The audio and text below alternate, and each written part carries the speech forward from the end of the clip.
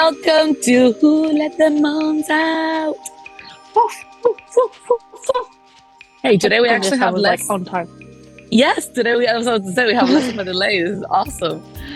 Welcome to the podcast that normalizes all sorts of mom conversations. We are both a little bit like tired, like I am 2 weeks postpartum and not necessarily tired from lack of sleep. I've actually been sleeping really good. But just tired from sitting down and breastfeeding all day, every day, What are you tired from? Being a milk machine. I am tired from being on my period, and I'm not tired, actually. Actually, yes, Flynn has been home for 3 days. Oh, which has been my hard. God. Yeah. And I've been like trying to juggle, work and life. And it's been like very... I've been trying to learn how to work solely on my phone. And let me tell you, like without a computer, and it's a lot harder than I thought it would be. Yeah. Yes, it is. But today we are actually going to be talking about birth stories, not tiredness. So if you've made it this far, welcome. You can always find us on Instagram at Who Let the Moms Out that pod. Come say hi, get on our DMs, have conversations, watch our reels. And of course, you can always subscribe here on YouTube. Oh my God, I get to put my boob away. Yeah, that was So today we will be sharing the birth of the lady in question, the introduction of the glorious Atlas. Yes. Introduction to the world. He's here. So if you have heard some of our previous episodes, you know that this last pregnancy was like, the emoji of the trash can. Yeah. That's been your... It's my new one. That has been your emoji. Yeah, it's your emoji of... through the whole pregnancy. Yeah. It's just the trash can. Because honestly, I could have just thrown myself in the trash can throughout the whole pregnancy. I feel amazing now. I have no complaints now. But before we get to the part of no complaints, we're going to talk about the birth of my beautiful child, who came into this world a day before her due date so that her mother couldn't complain about her taking so long for the rest of her life. She was smart. Yeah. Exactly. She knew what's coming if she was a little bit delayed. But listen, I went out the day before she was born. We went to the resort to have a pool day so I can get in the hot tub, even though you're not supposed to when you're pregnant. But I was like, maybe I can just, boil, sous vide this baby out to the world. And I was getting up from a lounger. Yeah, no, I was getting up from the lounger and I had this group of moms. It was like 2 moms with their little teenage daughters walking by. And one of the moms was looking at me like, because I was massive. And I looked at her and I was like, I know. She's like, no, you're doing so great. I was like, you're doing so great. When are you due? And I was like, I don't even know anymore. Anytime now, whenever she wants. Like, I was like, I don't have the energy for this. Like, I was this massive blob of belly walking around. Like, there was nothing else to me. Like, nobody was ever more ready to birth a child than I was with this last pregnancy. I will say that. Please. Yes, you definitely were. So, first question, how and when did you realize that you were actually in labor? So, like, how did it all started? So I woke up early in the morning, like I do every day, and I texted my friend here, just like I do every day. Around 5 in the morning, I wake up and I go poop, and I send her a message, and I say, "Hey, good morning, I'm pooping," or whatever, And that morning, I texted her and I said, "Hey, I have the bloody show. I have blood." And she was like, "Oh," and I was like, "Yeah, but I don't want to get excited because I had already had like 3 other days where it seemed like the baby was coming. I had full-on contractions, blah, blah, blah, and nothing happened." So I was like, "Hey, I have which with my first baby, the morning she was born, I also woke up to blood. So that's how I knew. But this time I was excited. That was a thing that was like surprising to me because it didn't happen. I didn't experience that. So I was like, oh, that's a thing. That's fine. Yeah. So if you're watching this or hearing this on YouTube, let us know in the comments if that was also for you a sign that your baby was coming or not. Because I'm curious how many women experience it this way. I know for a lot of people it's the water breaking, but both my births, the water didn't break until the baby was about to come out. So Yeah, same here. yeah.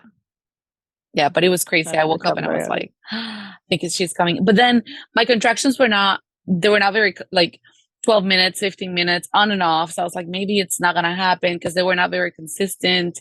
And then at around 11 in the morning, I texted my midwife saying, okay, they're happening every like 5 to 7 minutes. So I do think it is happening today, soonish. It could be any time before the end of the day because I don't know how fast it was going to happen. So my midwife kept saying, I think you're going to have a really fast birth. And I was really reluctant to lean on that because my pregnancy was so challenging that I don't think Yeah, I was afraid to get excited about the potential of something easy and then it being hard. I didn't want to yeah. So disappoint it's somebody, just I like try guess. not to disappoint yourself. Yeah, I was like, Yeah, it'll be 24 hours of labor. I'm just going to hope for that, like, yeah, yeah. Uh, yeah. Imagine. No, actually. But so then, how many hours was it between, like, active labor and? So my midwife got here at 11:30 and like a couple minutes after she got here, the contractions started happening every like 2 or 3 minutes. So that's active labor. Yeah, And the yeah, baby was out by 1:50 p.m. So it was two and a yeah. half So hours she of was right. labor. She She was was right. right. It was an She was absolutely incredible, right. incredibly fast birth. Yeah. It was crazy fast. And I'm so And happy. pain and stuff. And how did you felt about, like, actually So birthing a human being? Tell us about that experience. I was really excited to birth, to be honest with you. I was really looking forward to birthing. Um, Towards the end of the pregnancy, like I was like, okay, like, like when you start feeling like, oh my gosh, am I gonna be able to do it really? I had one moment in the actual birth, labor, where I was like, what if I can do this? So I had this idea. My first birth, I tried to do a water birth. And there was so much Yeah. promotion. There was so much going on.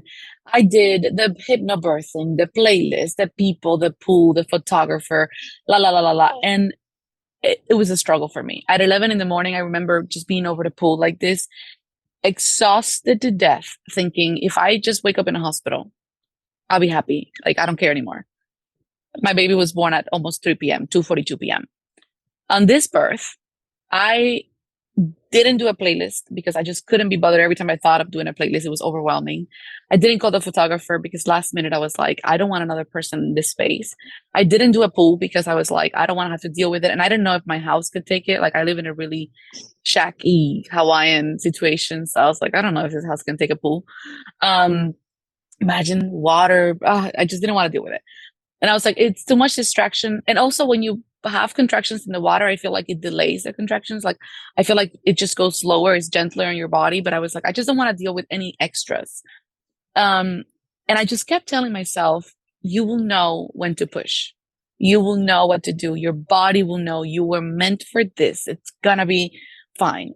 To me, everything was manageable until so I have a picture of myself sitting on the floor between contractions. Like if you can imagine, like contractions are happening every 2 minutes, 1.5 minute. In between that 1.5, 2 minute, I'm sitting on the floor, literally smiling, like talking to my midwife and Roger. Like Roger's doing dishes while all of this is happening. Like last birth, it was going crazy. Like, this birth, it was super chill. I was like sitting on the floor, like just smiling.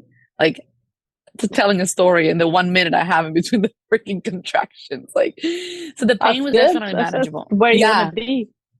Yeah. It was definitely manageable. Obviously, like, there's pain. I'm not going to downplay it. I didn't have a euphoric birth or a orgasmic birth. It wasn't pleasure. It was pain. But it wasn't like insane pain that you couldn't handle. It was manageable pain. And then I remember I was trying to have my baby kneeling or squatting. And we did the whole setup for it. We put like the yoga mats and the little pads, whatever, like the little doggy pads for collecting all the crap that comes out or whatever. Not literal crap, but just like the stuff that comes out. So when you do a home birth, like, right, you don't have like a bed. The dog And even, pads. I just realized right now. yeah, yeah. Well, they're called chalk pads, I think. They put them in hospital beds on their people so that Yes, they I don't know. stain Yeah. everything. I just couldn't think of a name. Chalk pads. Anyway, so we put a bunch of them, and I was like trying to like squat or kneel, like have like I've seen in the videos of the people just in the gravity, and then my legs kept shaking, and I just kept being so uncomfortable and feeling like it was too strenuous. I was like, I had that's when I had the moment of like, I don't know if I can do this. And I was like, no, no, no, no, no, no. Let's find another position. Like, let's find another position. And I've been watching called a midwife. So I see a lot that the sideway birthing is a very good position, especially if your baby gets stuck for trying to move your baby, trying to get the shoulders in the right position, which ended up happening with this one actually. So I'm glad that I did that way. And I just had this feeling of doing it on the couch. And I told her like, can I just lay on the couch? Can I just try this on the couch? Because my last birth, I ended up doing it on my back and I hated it. I hated it. I had this vision of like my legs over my head. Like, I just didn't want to have that again. So I was like reluctant to lay down, but I was like, I'm going to do it sideways. And then when I was on my knees, I actually stuck my finger inside and I could feel the head of the baby inside of the sack. So I was like, okay, she's coming. So all my middle finger, I could feel her that deep in. And I was like, well, that's still a long way. Like it could be hours for her to go from there to out. Well, it took like 15, 20 minutes. I lay down and I had one push. My water broke and splashed all over the midwife. Like it was insanity. I've never, because with my previous birth, my water broke in the pool. So I never saw the water breaking. And I've never experienced the water breaking standing up. I've seen it on TV. And so I was just laying on my side, and all of a sudden I have this push, and it was actually a push, not just a contraction, because I didn't push at all until I had to, until I felt like absolutely I had to. And then it just like with water everywhere, and I was like, oh, like I don't know, I totally had forgotten about the bag. It was even she was like I'm talking about her shirt, her pants, like every like just like wow. Yeah, she crazy. had to change her clothes. Yeah, she always. I mean, thankfully, these women are prepared. Midwives, you want a prepared woman, you call a midwife. Yeah. And then I swear to you, I had like 3 more pushes. I pushed 3 to 5 times, and the baby was out. I have the whole thing on video. It was like 14 minutes exactly. Actually, less than that, because the whole video is 14 minutes, but it includes my husband coming over and cuddling and being with the baby and all that. So the actual birth itself was like, the actual pushing was less than 10 minutes. It was absolutely wonderful. That's crazy. But follow-up question, you actually put your finger up your vajayjays to check. Yeah. I could never. I don't know. Why? Just the fact that if I put my finger up my hoo-ha and I see it, I feel a head, I feel like I would just know. Well, you're not I'm feeling like that, like, head, have a baby inside of me. So I'm going, really? Yeah. So like putting as soon as you said it, I was like I know, I saw your face. I was like, why is that so shocking? No, so you put the finger because once you know your baby is so close, you get like an extra push of like energy and close. Like that's really far. I know, but it's closer than when you feel nothing. And then you keep on touching, right? And then like the next time I touched, it was like half a finger, and then it was like right there, and then I could literally feel from my vagina lip area her hair. So I was like, she's right there. I know. I can't believe this is the part that that's so funny. No.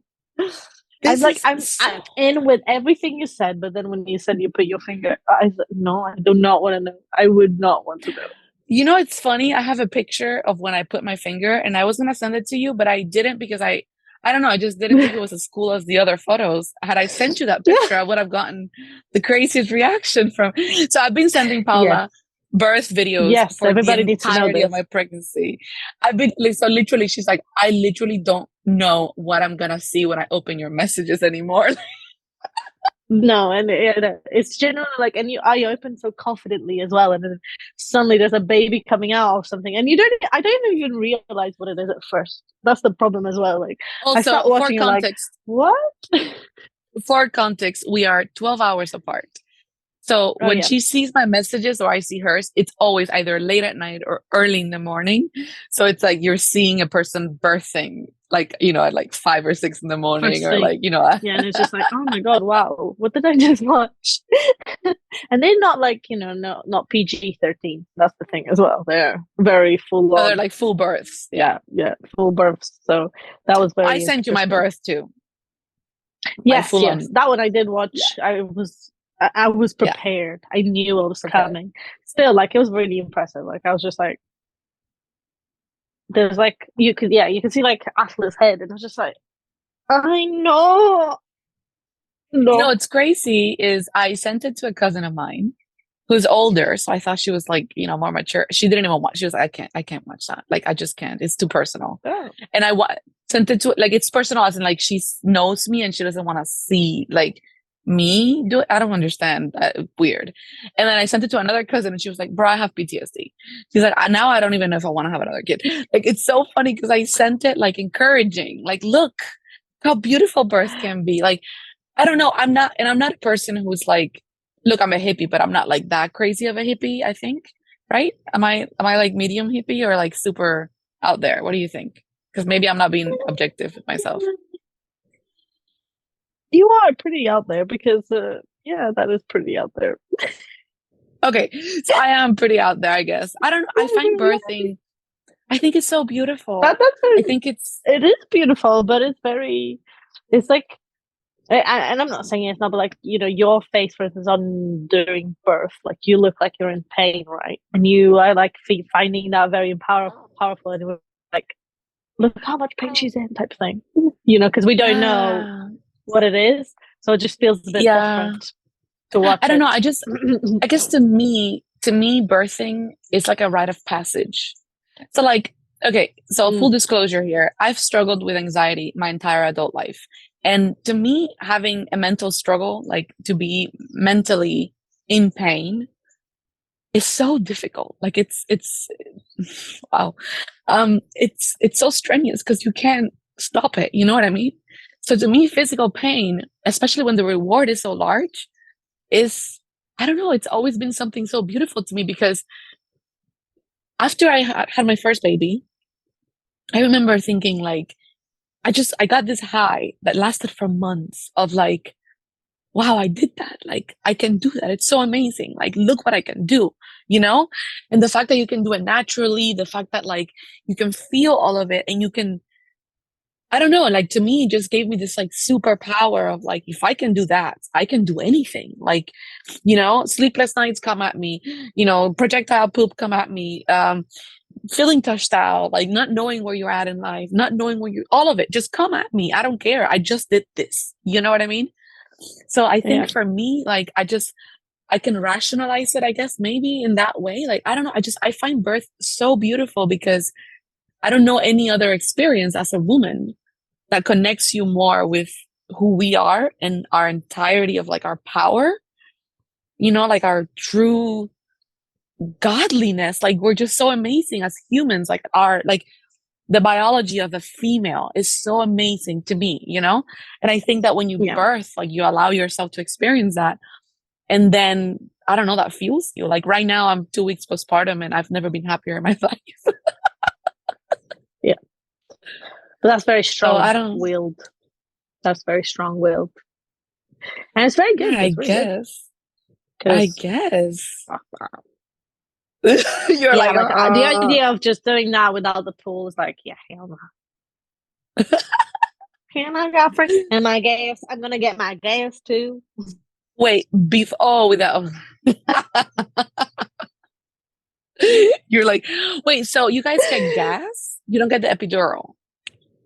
No. So that's what my plan was, for, Oh. with the pool and the gas only until the complications and stuff. What was that? So is the gas like a painkiller as well? Yeah. Yeah, well, yes, But it's sort of like you feel high, and it helps with the breathing. So that's just it. So it helps with the pain and the breathing and stuff. But it you doesn't can like do the gas really and help. then the epidural. Yeah, you do both. So the gas is like for like the beginning pain, and the epidural is for like the ending of it. Oh. Yeah. Once you have the epidural, you don't get the gas anymore, but I did the gas. First, and then the Because to get epidural. you high, so it was fun. And I was already high from the epidural, so I was just like giving gas, and the woman was like, the midwife was like, are you still in pain? And I was like, I know, I'm just preventing it. You're like, I just don't That's want to already be in like, pain. it's I'm just been not dealing 20 with any of hours, my that. friend. I'm not dealing with it anymore. But honestly though, like there are some of those births that you hear that are like 36. And my cousin was in the hospital, like in labor for 36 hours. But granted, she was told that she was gonna die. It was like, who tells a person in labor they're going to die? Like that's the most irrational thing I've ever heard of in my life. So she goes to the hospital and she Jesus has Christ. COVID. So she has COVID. Her husband have COVID. They let him in because he has COVID too. So they both go in the room, thankfully, because otherwise she would have been alone. She would have probably died. Um, and then they're like, well, no, it's like this is a very complicated. You may die. Like la la la la. I'm just like, who says this to a woman in labor? Like, I'm in labor. so I think that's why she took so long to actually labor, because I think she was just in panic of like, Just panic, yeah, bliss. Oh Jesus, that's a traumatic experience. she wanted Okay, so I three, and had then one she's like, last question, actually. yes, go ahead. How was it with Alaska? Actually, you haven't even told me this. We haven't even talked about it. But yes, how was it with was it Alaska there, or was just she there for a little bit and then she came afterwards? How was that So with the second Alaska had child? gone to school that day. Yeah, Alaska had gone to school, and her school ends at 12. So by 11:30, I'm going into active labor. I'm like, okay, it's gonna be some hours until the baby comes out. My midwife said, I think the baby will come before sunset, which happens like at 6:30. I was like, you said this was gonna be fast. But obviously she came way faster. I was Nobody complaining. it's so funny because midwives, especially like my midwife, she's always been very like, she doesn't tell you much. She's just sort of like letting things go. She's very natural oriented. But I remember when I told her, like, I think this baby's gonna come early, she was like, I think the baby's gonna come like around its due date. And I was like, why? I was so upset. I was like, look how big I am. And she was like, well, because the first one went to Why? 42 weeks. So I don't think this was going to come at 37 weeks. I was ready at 37 weeks. I was like, baby can come anytime. Oh my gosh. My husband had gone to California, and I was like, hurry up. I can go into labor anymore. 3 weeks later, I'm still like pregnant This AF. is true. This is true, by the way. She's It's like, since horrible. week 37, every single day, she felt she was going into labor. So it's been fun. I was ready. We were like on standby the whole time.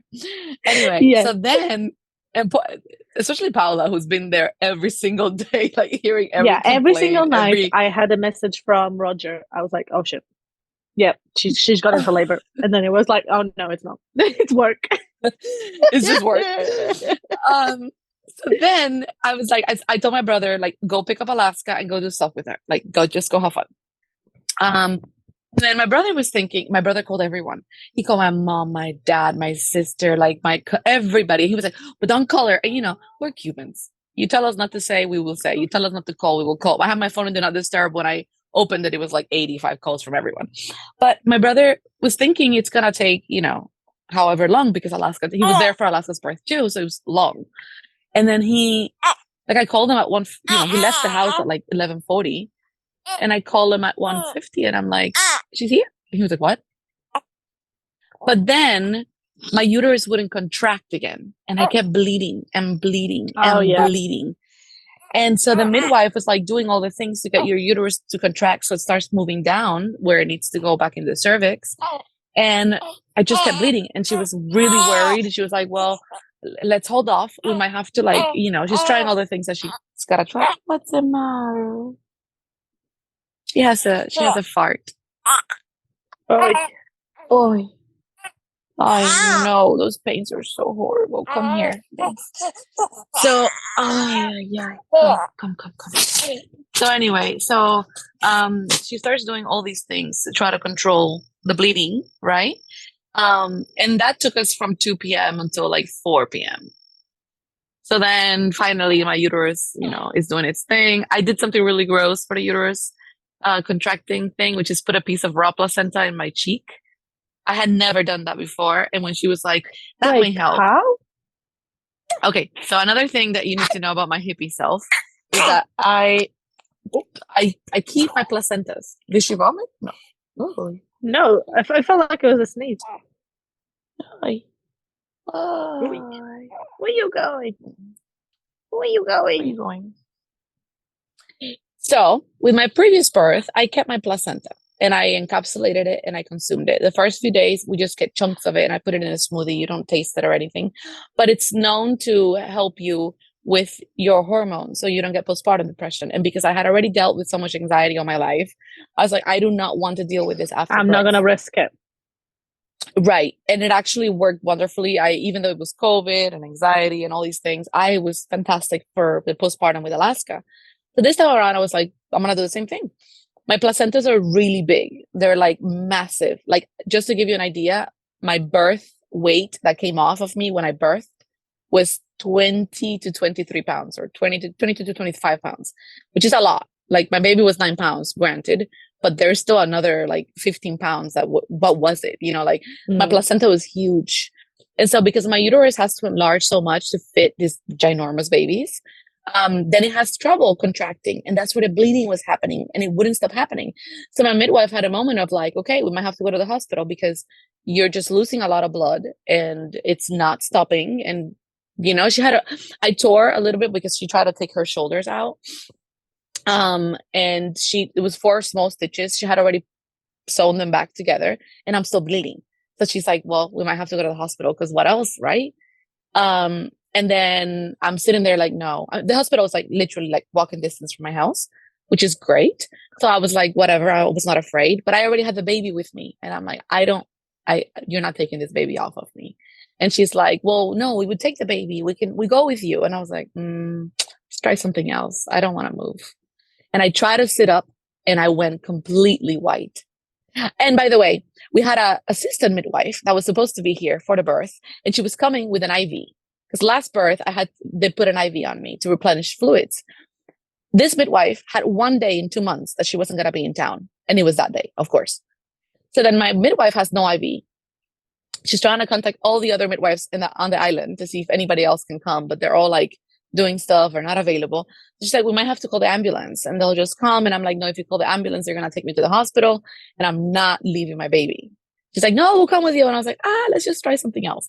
So for 2 hours, this poor woman is trying everything she can to get this crazy mama to stop bleeding. And Roger is literally with the phone with 911 already like dialed in. Like, and I'm like, it's okay. Just give my body some time. I just birthed. Like, give me some time to like, crazy. And then I birthed 3 ginormous blood clots, like literally the size of a tennis ball, like this big. And I was like, so I think the reason the uterus was having issues moving down is because I had all this stuff that still had to come out, After that happened, it was better. And then she was like, well, you're still bleeding. And I was like, is there anything else you could try? And she was like, okay, it's really gross. You might not want to do it. And I was like, what is it? And she was like, we can put a piece of placenta in your cheek because all those hormones will trigger your uterus to contract. And I was like, okay, do it. Just do it. Just do it. I just don't want to go to the hospital. And so she put a chunk of placenta in my cheek, which was disgusting because it actually tasted like organ. And then the bleeding stopped. Well, fair enough.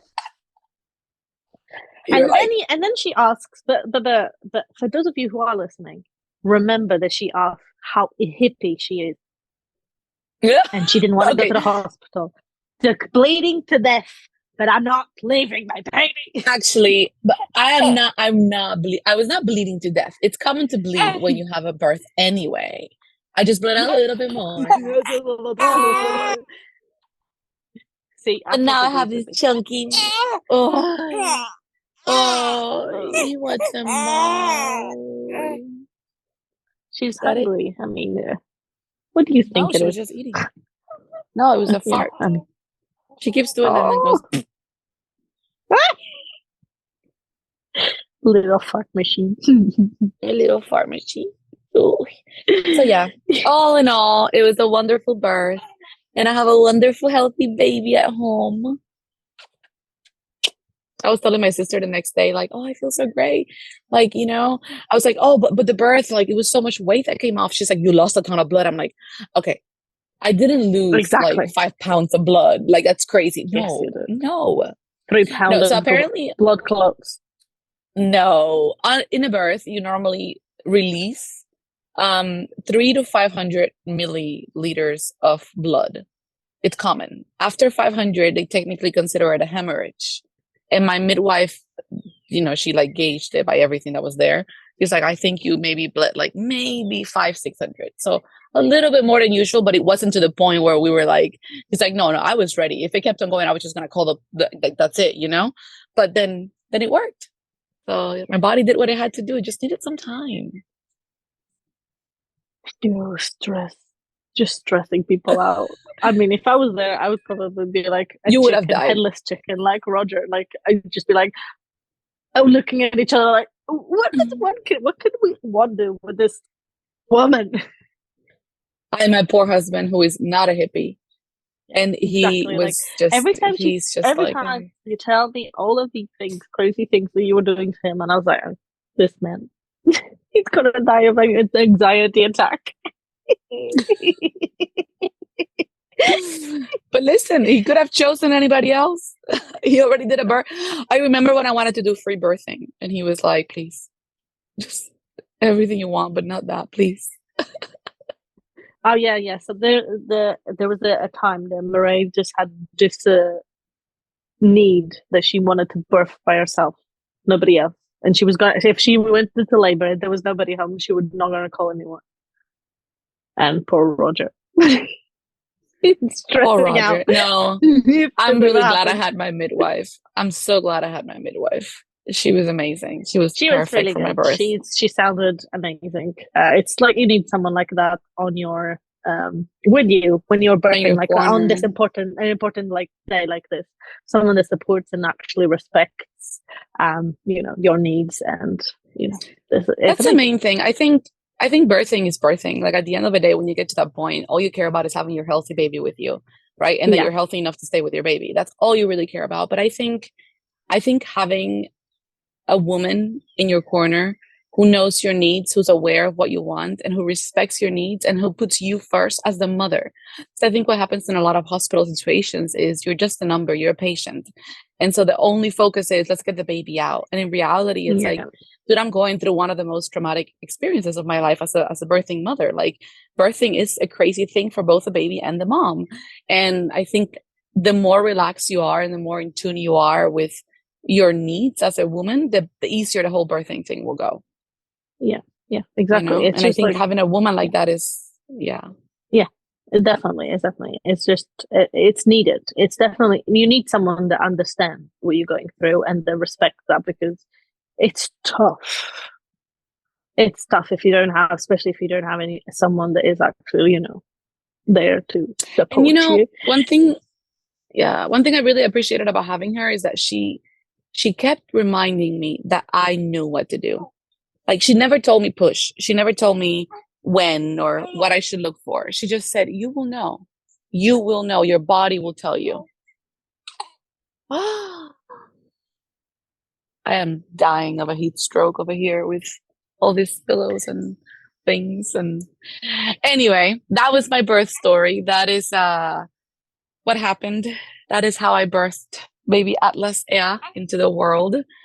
And it was a wonderful thing, because once again, after the birth happened, I just got to be home with my baby. And that's all I ever wanted. Like, the feeling of being at home, holding your baby, not in a hospital room with a bunch of people coming. Oh,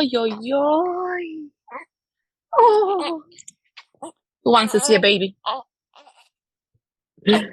Oh, hi, you good baby. Oh, she's not happy. She's not happy. No. She got gay. Like, where's my boob? She got gay heels. But she wants more food somehow, and I don't understand that. Food always makes things better. Do you not understand that? I should know that by now, huh? Yeah, come on. Food makes everything better. Anyway, that was my crazy birth story. From a booby. Well, thank you so much for sharing. It's funny because I don't think it's that intense or that crazy. And then when I hear all these details, I'm like, It will be. It will okay. be. Like, I'm pretty sure that a lot of people will feel like this is a crazy story. Yeah, I don't know. It felt pretty normal. Like you should see. I Like don't think it's the crazy. next day I think it's actually. I find it crazy because it was fast. I must say, because it was fast. Yeah, like it Yeah, was very. that's the part that fast. I find the craziest. Yeah, Yeah. me too. It's funny because I'm really proud of how fast it was, as if I had some control over it. You know, like I'm like, oh, it's only like a 3-hour birth, but it's not pride. Like I did something amazing. It's more like I was given this gift of a 3-hour labor. Yes, I'm grateful. But also, I had a really challenging, really challenging pregnancy. Like I was in pain. You kind of deserved months. it, to be fair. You did deserve it. Yeah, like yeah, the least, you deserved it. the least my body could do. get. I demand. But this is why I'm not doing it again, because 1, I'm not going through another pregnancy, and 2, what if I had a longer birth? I'd be so pissed. No. That would be very annoying. Go from second to 15 minutes to third to 2 hours. 30 hours. Not gonna happen. Not gonna. How did you fall asleep already? Vagina. She fell asleep. She fell asleep. Ah! Yeah. Told you, a boob makes everything better. You just... She doesn't even want the boob. Oh, that's rude. Anyway, thank you for listening. Thank you for listening to my crazy birth. Yeah, come say hi on Instagram at wholetthemoms.out.pod. Come tell us your birth stories, or if you thought this one was wild. And yeah, join the conversation. We love to normalize all sorts of things, as you can see. Yeah. See you so next much week. Bye.